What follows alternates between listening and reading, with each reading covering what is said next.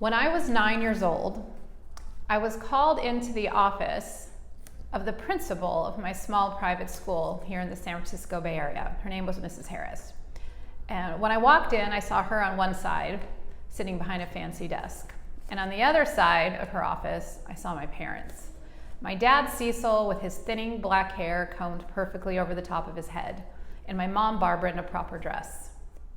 Mrs. Harris said to me that while I was working hard and I was doing pretty well, she said, "You are not a good enough student to remain in this school."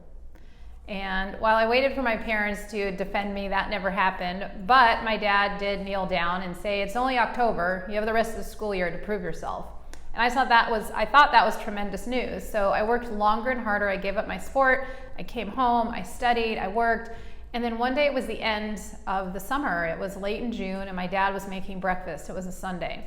And he called me into the kitchen. And what he said to me was, "Sheryl, you won't be going back to that school in the fall."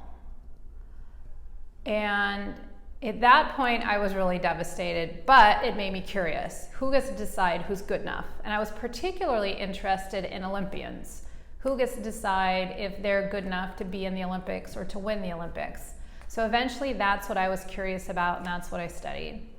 And I spent better than 2 decades researching, mastering, applying, and working with world-class athletes, even Olympians, helping them get better quicker and helping them perform under pressure.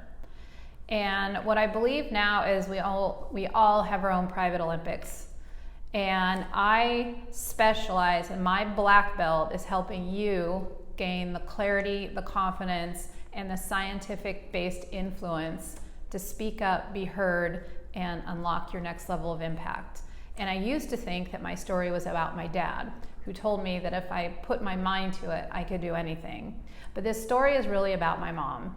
My mom was silent at that meeting with me when I was a young person, in that meeting with my principal. She was silent in our home because we weren't allowed to talk during dinner when the news was on. And she was also silent when she had this passion about owls and saving endangered owls. And she was always told that it was a stupid idea, that she didn't have an education, and who was she to do something like this.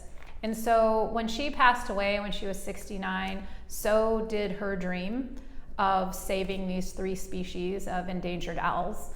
And now these species of owls are extinct. And so, especially for women in male-dominated industries, I take your success very personally and very seriously. I consider myself a catalyst warrior, meaning unlocking what I feel is already within you. So dreams don't die on my watch. So thanks so much for listening. I look forward to serving you and helping you any way I can. I believe in you. I'm cheering you on.